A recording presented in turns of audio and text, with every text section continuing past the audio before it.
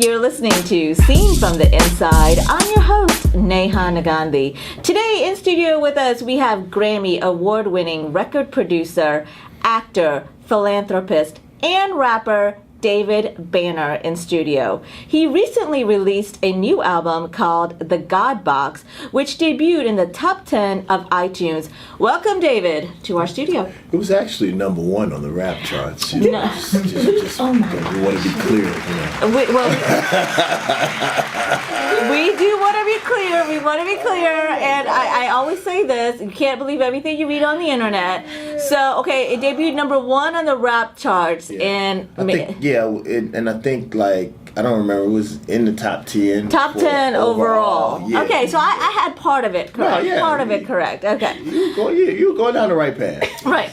So welcome to our studio. Thank you for having me. I am so thrilled to have you here. I've been trying to book you for months and months, and you're super busy promoting your album. Yeah. And really glad that you're here. I'm happy to be here. And as I mentioned to you before the show started, that we may have some bloopers along the way. I'm 9 months pregnant, so we'll just do this together. We'll have fun. We're gonna have a conversation about. So I want to start out by asking you about the God Box. Mm-hmm. This album took you almost 7 years to write and to put out. Mm-hmm. Why the long hiatus? Because your fans have been dying to hear from you. And what is it all about? Well, what my fans don't know, I was actually done. I was done rapping. The business of music wasn't conducive to building a person who was entering a different spiritual path. And it's funny because so many children want to be rappers, and I wouldn't suggest it. I would allow my children to be whatever they want to be whenever they're born. I would let them be whatever they want to be, but I wouldn't want them to be in the music industry, actually the entertainment industry at all, really. But it takes its toll, and you've been interviewed and talking about how it requires people to be extreme. You either got to be a sellout, or you got to be on the other extreme of it. And the sad thing about it is that I realized, although I consider myself a highly intelligent person, that I had been duped to actually go down that same path, and because initially when I started off, I said I was going to use my experiences in the streets and the things that I had gone through in life, as more like a cover. I used to call it a Bible with a Playboy cover on it. They'd be like, "Hey, we're about to see something very interesting." See, I didn't do Funk Master Flex. And then they would open it to find that there was something interesting. So it was hard for me to figure out how to make a jamming album that people in the state of music. Because it's funny, when I moved back to Atlanta, I had moved away from Atlanta for 6 years. I moved to LA. And when I came back to Atlanta, it was funny. I was listening to the radio, and literally, I'm not joking. I wasn't listening to the radio. I rolled down my windows, cut off all the music, and was listening to all the cars that were passing by, and it seemed like one simultaneous song. Wow. Like it sounded like the same beat, the same, and I said I wanted to find a way to insert something that would be good for people's spirits, but still could jam in the club, still could jam in the car. Like I don't want people to say, "Okay, I'm listening to something positive." No, they're listening to something that's jamming, that sounds good. And by the way, it happens to be something positive. So your style of rapping is called outwardly conscious rapper. Versus, I don't call it that. Well, somebody coined the phrase. I read it, but versus, there's lyrical rappers and there's other different kind of rappers. No, I feel like it was funny. I produced for a Christian rapper before, and he said something that really amazed me. He said, "David Banner, I don't want people to call me a Christian rapper. I want to be a dope rapper who happens to think about Jesus most of the time. So that's what's going to come out of my mouth." Malcolm said something amazing to me. Malcolm X said, you can tell what a man reads and what he's into by the things that he says. Like if you put 3 people in front of the mic and ask them the same question, it really depends where they are mentally as to how the question is going to be answered. And it's just that my life has changed. The things that I'm around, the people that I'm around, I literally cleaned out my life. You know, like you clean out a closet. Some people clean out their closet. You cleaned out your life. I cleaned out my life. Like even my mom knows. Like when I go back home to Mississippi, and you know, I have one of those stereotypical boisterous families. But they know if it makes a bad turn, I don't even say bye anymore. I get up and leave. I'll just leave. I don't care. I don't care if I came in from Europe. I'll leave, go get me a plane ticket, and fly back. Like I've learned to guard, you know, my mind and my spirit the same way you would guard your child. Wow, that's powerful. So let's talk about this. You were raised in Brookhaven, Mississippi, raised in Jackson, Mississippi. What was your childhood like?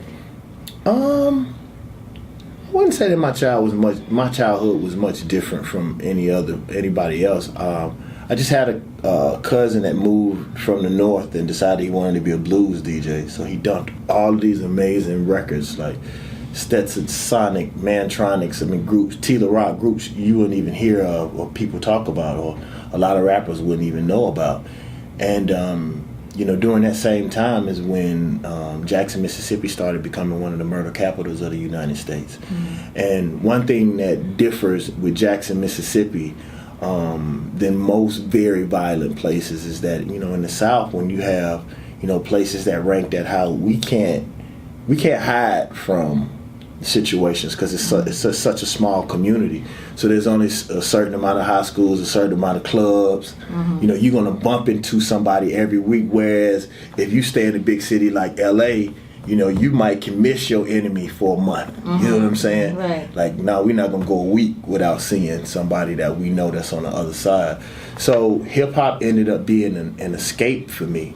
And I'm gonna be very honest with you. When I made the God Box, I wanted to do what Outkast and Goody Mob did for me, what Tribe Called Quest did for me. I believe, and this is my personal opinion, that hip hop in a certain way has invested in white supremacy as it pertains to the downfall of black people. Like other people don't have to call us the N-word anymore. We openly do it. People don't have to hang us and kill us anymore. We do it. You know, so there is no escape for children, because if you think about it, music now encapsulates those same type of violent tendencies. So whereas I used to go listen to a Tribe Called Quest and travel mentally to another world, or I could listen to Outkast and they would take me to Stankonia. Psychologically, we have been fooled by America because, like you said, the system pays or awards 2 types of people. Yes. So it's either something with no culture at all, that's just totally pop, that has no feeling and no mind traveling things in it, or something that is so violent that falls directly into those stereotypes. So I wanted to create the God Box and sort of take the listener, regardless of what color they might end up being, into a world where they can understand what we're going through, but then have an adventure. Well, you have talked about this, about how there are no more rules anymore in hip-hop, right? There used to be rules, and you talked about, you know, you grew up around people that may have sold drugs, but they knew you. They were like, no, this man is about music. You leave this man alone. Or they wouldn't let, the opposite thing to that on the same positive spectrum is when I wanted to try to sell drugs, or I wanted to try to get in, like, I didn't get into the streets until I went to college. Right. Because they was like, that's the music dude. Right. Yeah, so, don't mess with him. Yeah. Or you, if they would tell me, that's what I'm saying. If I see you selling drugs, right? I'm gonna come get you. Yeah. Right? But like you've talked about this, and I feel the same, that there are no more rules anymore. There's no more rules in hip hop. There's no more rules about you don't sell drugs to pregnant women. You don't sell drugs to children. And I just want you to kind of touch on that a little. Well, I think it's starting to happen in American society as a whole, because if you really study just history in general. It's always been about strong families. And within strong families, you would always have strong family values. I would always tell my friends, they would always look at mobsters. But they would only look at the violent aspect of mobsters, not the fact that mobsters would sit down. There were certain territories that you could go to. There were certain places that you couldn't do certain things. There were certain rules before you actually, unless somebody was being outwardly violent towards you in a moment, you had to go get permission, right, to off somebody. You feel what I'm saying? Yes. I think what ended up happening is through erasing these family values, because even good or bad, if you look at most gangs, the early gangs were more set up in a mob or family type of situation. And I even found out in Chicago, one of the reasons why Chicago is so violent is because things that were similar to the RICO laws, it took all of the older regions out. All the people that the young people respected and they feared. All of these guys are in jail now, and the city of Chicago did that on purpose.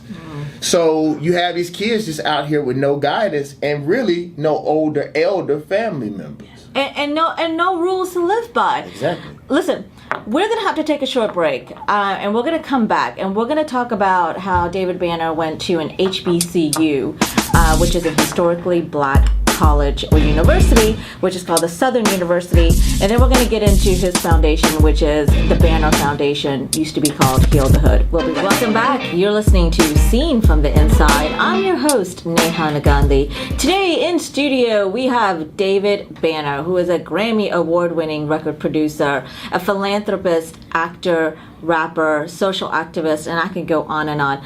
Really, really thrilled to have you here in studio. And I want to make sure that people know that they can go pick up the God Box now at anywhere that they get music, Apple, wherever, Google Play. Because a lot of times I get emotional about social commentary and I forget to feed the family. So. Right. Okay. So God Box is his recently released album, just dropped on May 19th.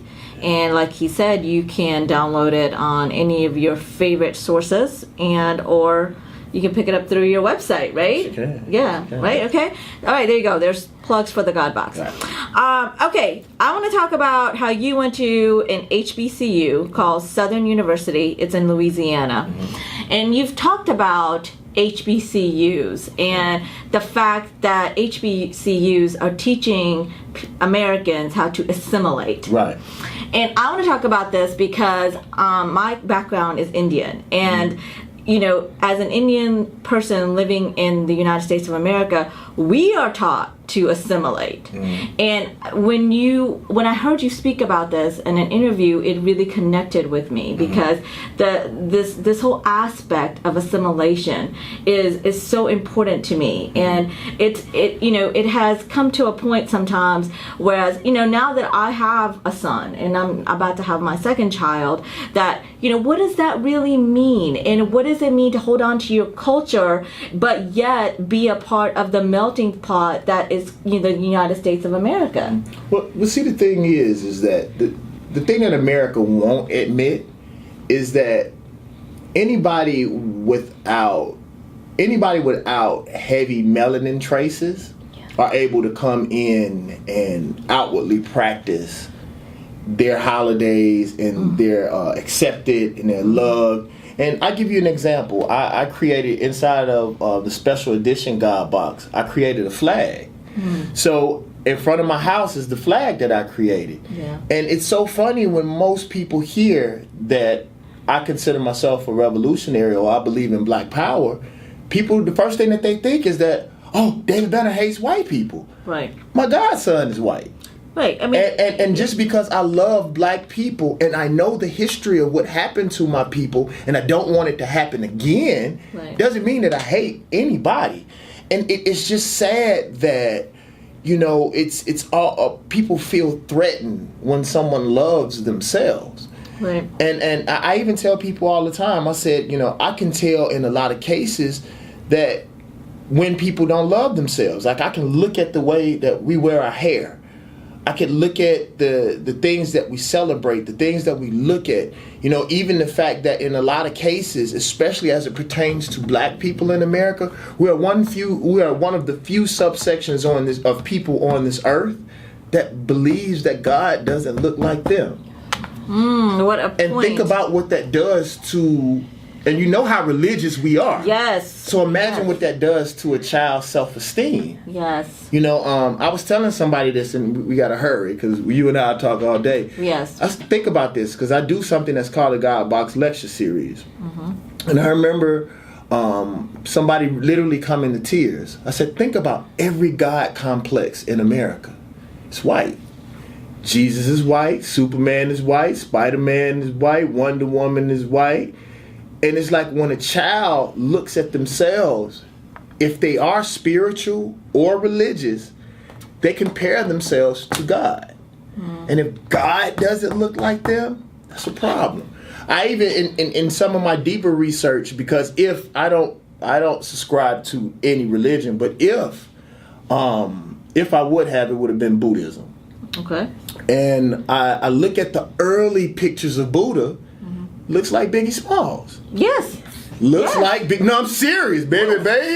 Yes. But folks was like, hey, you have to tighten them eyes up. Yeah. You have to lighten that skin. That hair, little peas in there, Biggie. Yes. You know what I'm saying? Yeah. So it's like, I even look at the fact that they call Jesus' mother the Black Madonna. Right. And the Madonna is black when you look at the statue. Then I was like, well, if the Madonna was black, then why is Jesus not? What would the child be? Right. But for me, it's knowing that. And I have to be honest with you.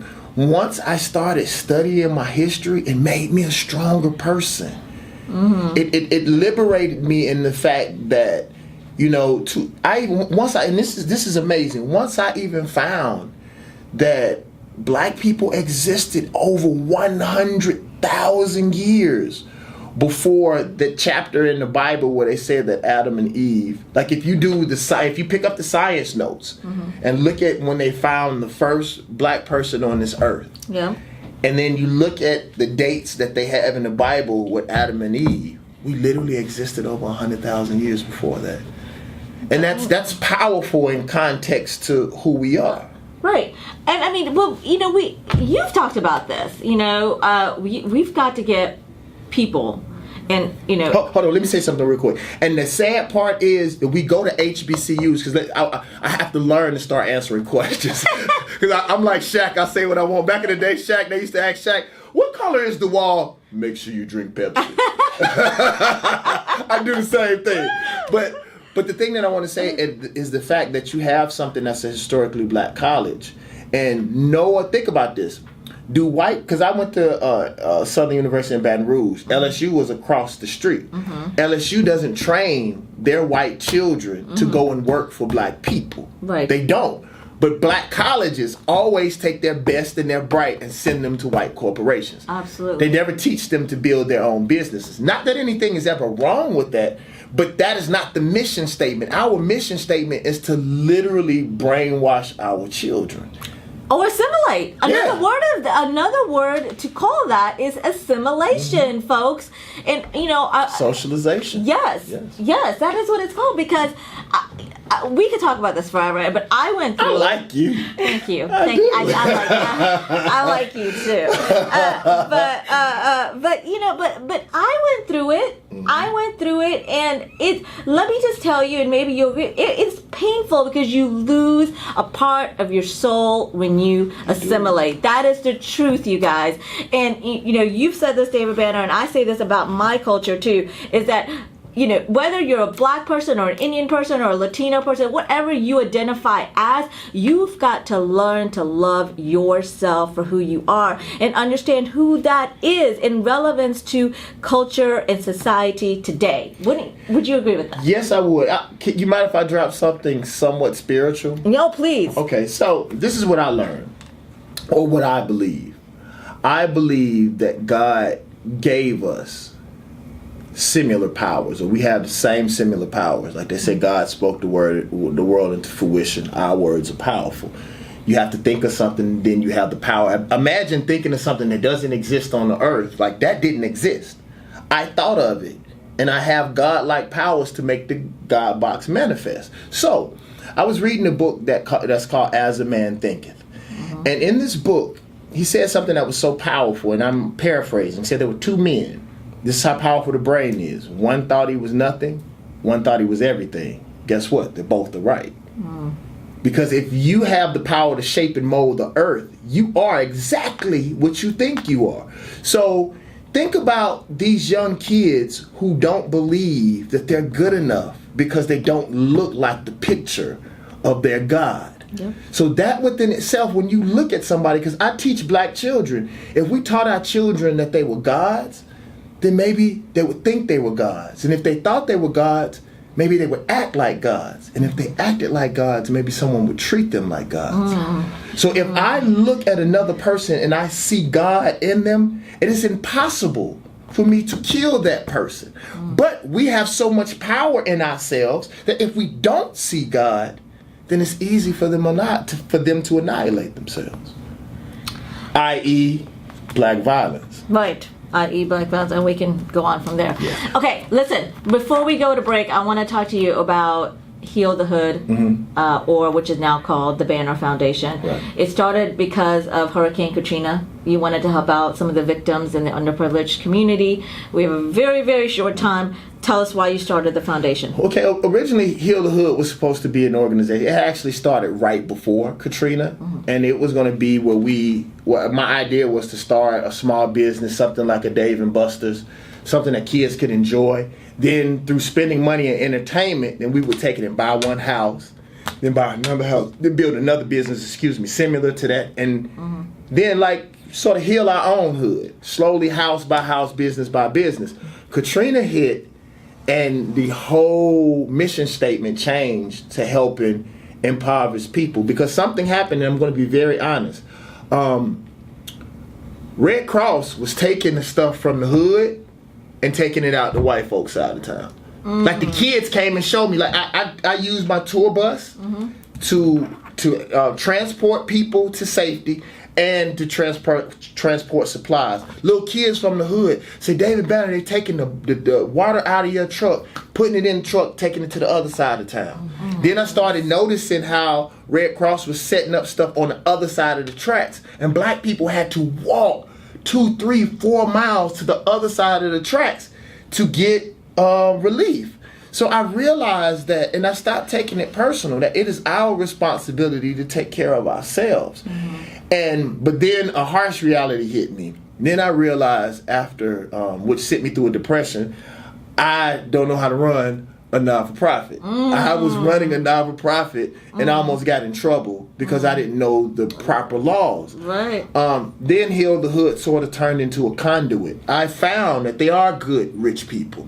They just don't have contact with people who are doing real work on the ground. So since I am becoming a very wealthy person and I'm now in those doors and in those places where a lot of people that look like us can't get, and I'm still on the streets, I'm finding the groups, and I don't even have to touch the money no more. I could just bring these groups together, and that's sort of what the Banner Foundation is turned into.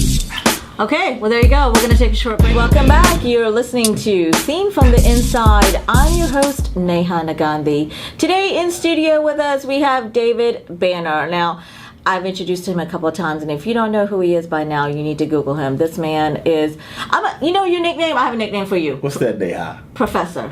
Thank you. I'll be there. Your nickname is Professor because he will school you. Okay? If you don't know what's going on in today's culture and in today's world, you need to listen to this, continue to listen to this, and Google him because this man is a professor. I'm peeking at your notes. You really did your research. Thank you. I like that. Thank you. I really do. Thank you. I do pride myself on being a good journalist. Okay, we only have 6 minutes. Let's go. Right, I know. We're getting the eye. They're giving us the eye. Giving us the eye. All right, so this segment is all about fun questions. Because we went deep, right? Okay. We've talked about a lot of different things about how you give back to our community, why that's important. But I do want to ask you really quick before we go into delving into the fun part. Why is it important to give back, and why should others give back? Well, to me, I think that's a spiritual question. Because I really don't want people who don't genuinely care about us. Like, we'll take their money and give it to the children. That's fine. But it's like they want, artists who are doing very well to always be the faces of these businesses, or I should say these nonprofits. But I don't want you around if you truly don't care. If it's not something that I always tell people, they say, well, David Banner, what section of nonprofit should I go into, or if I really want to help people, something that you like. What? I truly love my people, so I love what I'm doing. It's something that I would do regardless, at some level. So, well, and this is what I say in every show. You've got to find your passion, whatever that is, and it doesn't require you writing a check. It could mean that you give your time. It could mean that you give your clothes in your closet. It could mean anything. But the notion of giving back does not mean that you have to write a check. And that's what's important, is that you've got to find your passion. You've got to find what's really important to you and then give back to it. And although we need the checks, kids react more to your personal time. Absolutely. When you give them your time and you show them that you really care. Yeah. Yes. Yep.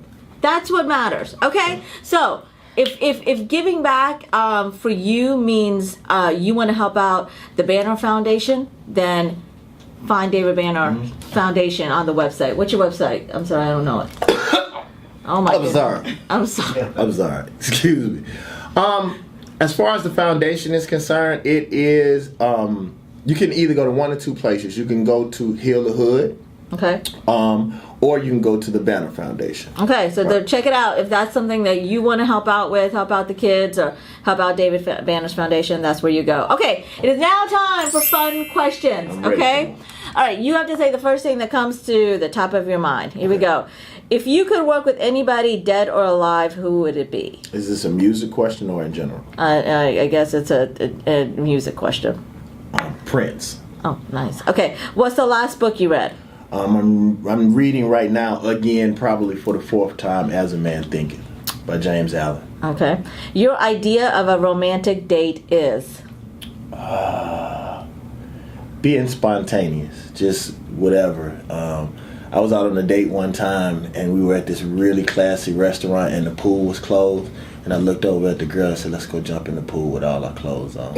And we did it, and it was so awesome. Really? Yeah. In Atlanta? Yes. Really? Yeah. Oh, wow. Okay. The last person that texted you is? Who was it? Yeah. Oh, I can't say that girl name on. Oh, it's a girl? It's a girl. Okay, we'll just leave it at that. Okay. Old school Cadillac or old school Lincoln? Cadillac. Craziest fan story? Oh, craziest fan story.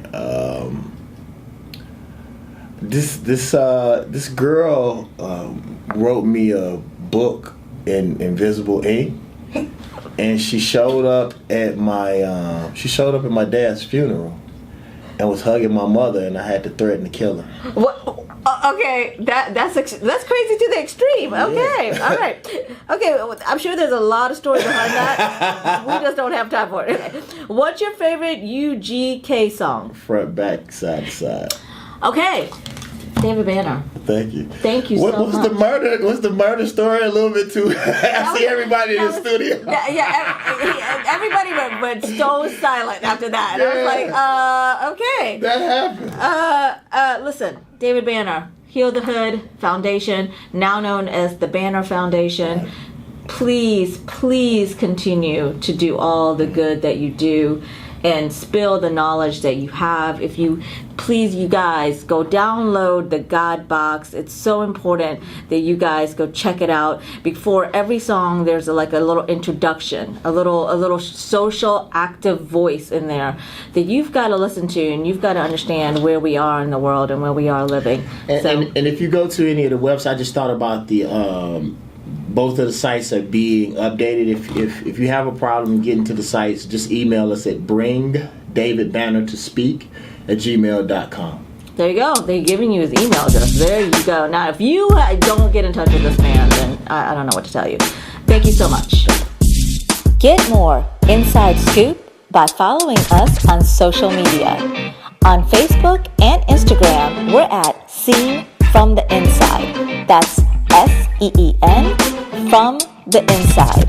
On Twitter, we're at Seen From Inside. And don't forget to subscribe to our YouTube channel, which is Seen From the Inside Talk Show. Stay tuned for more.